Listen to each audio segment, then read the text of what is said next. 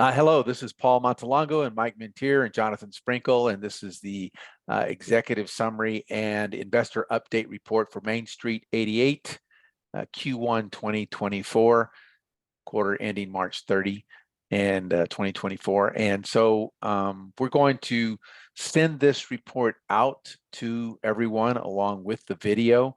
And of course, anytime you review the materials, if you have any questions, feel free to reach out to any of us. We're happy to discuss it with you. Overall, we'll get to the details here in a minute, but overall, we like the progress of the way the property is operating. The challenge that we're having right now is with occupancy and the rent amount for that occupancy. It's impacting our returns, but we'll explain that to you, and we'll explain to you the plan that we have going forward. So I'll just dip into the report, and then as we move along, Mike and Jonathan can offer feedback and fill in on some of these points here. The quarter concluded with an occupancy rate of 87.5. 77 units were occupied, 11 were vacant. This is a decrease of roughly 4.5% from Q4 2023. We had 5 move-ins, 4 move-outs, and 6 notices to vacate in the month of March. The average rent was $712. This represents a decrease from the previous quarter of $729. That's approximately 2%. And market rents are currently represented at an average of $856 per month. But to achieve that, and due to loss of lease still lingering, we have the shortfall that we'll discuss with you. The reason for the decrease is to help offset the lower occupancy due to winter months and Wichita that represent some challenging lease-up times. But these numbers are based on cash accounting actual billings for the total occupancy. The average rents per forma were scheduled to be $808, so there's a variance of about $94. We're pushing rents up slowly, but maybe Mike or Jonathan, you guys can just speak to, just for a moment, like what happened there in the fourth quarter to impact this, and then we'll talk more about what we plan to do to overcome that. One of you guys. So Wichita, what we've learned with the full year under our belt as we roll into year 2, the winter months are extremely difficult to lease up in. So we have had a marketed effort into moving winter leases into spring and summer and early fall. What that means is, we may have done an 8-month lease up for somebody that wants to renew to get them into, a springtime, or even a 13 or a 14 month to get them out of, February and get them into April or May. So that all has taken place this past couple of months. So we are expecting the drop to have a much less significant impact at the end of 24, when we have much less renewals coming up in the winter months. Along with that, obviously the economy has been, a roller coaster ride for the last couple of months, maybe even into the last year. So we have been following closely, and really we're following those exact market trends where, it's been stagnant or, even a down, across the nation. So we're cognitive of that, and we're doing what we can. Another reason why we have some of this rent decrease still there, some of that loss to lease.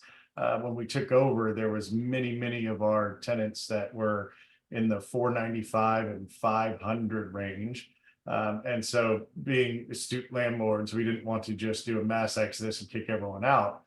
So we have slowly raised their rents. So if somebody was at 600 or 550, and the market rent was 750, we would meet them in the middle.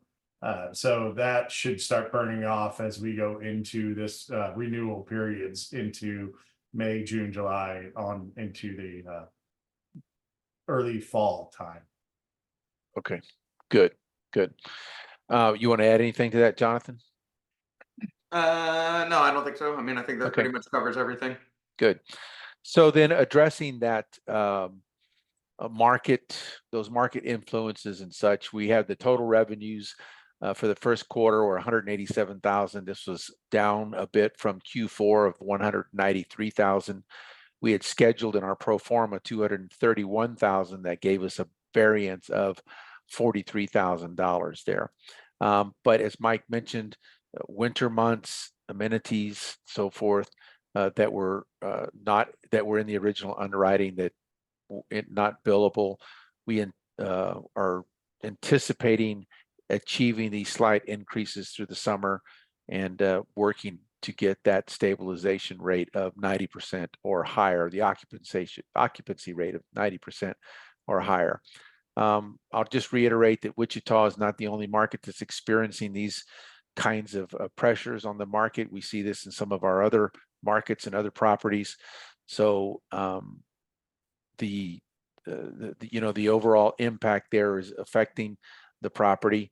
I can say this, that in terms of the performance, the team, the presentation of the property management, the CapEx, all of those things are going along very nicely. The property has a good reputation and people who visit the property love it. Residents are very pleased with their residency there at the property. It's just that we are doing our best to respond to the market pressures on rents and occupancy. Net operating income for the first quarter was $90,000. That was a deficit according to the previous quarter of about $10,000, and that was under budget. That we had anticipated a pro forma net operating income of $117,000. So that was a deficit of some $27,000 there. The final paragraph there, net income after debt service before CapEx is $8,960.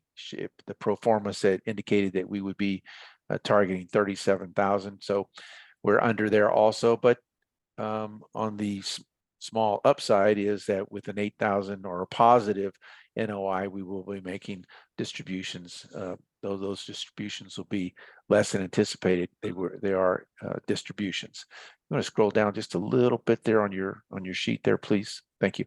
About the CapEx, Jonathan, why don't you talk about the CapEx, because you guys have been up there several times in the past couple of months, and give us kind of an overview of the property itself and the CapEx. Sure. The majority of the CapEx work has been done. The stairs are completed. The bulk of the landscape work has been completed as well. A lot of the interior turns were done. We do have, due to the occupancy, we have some of the units that actually we weren't doing any work on originally due to who the tenants were that were in them that have come available. And so that's part of the reason for some of our increase in expenses, is because of the amount of units that we have that are available that we can do some work in to increase the look and feel in them, paint work, those kinds of things, has obviously added some expenses to it. But otherwise, the main pieces that we have left to complete for the CapEx work are actually the remaining 8 buildings. I believe it's 7 that we're down to now, maybe even 6 that are the exteriors that the painters are working on, which are looking great. We've even gotten compliments from people that have nothing to do with Main Street that we do know in Wichita, that have reached out and told us, and said, "Hey, y'all are painting those buildings?" And we said, "Yeah," and that they have said how great it looks, and that the updating looks fantastic. And so that's getting worked on. We also we did realize that the metal fence along the north and east sides of the property was starting to deteriorate rather quickly. And so we got some bids to get that done, and that has been completed. It looks fantastic.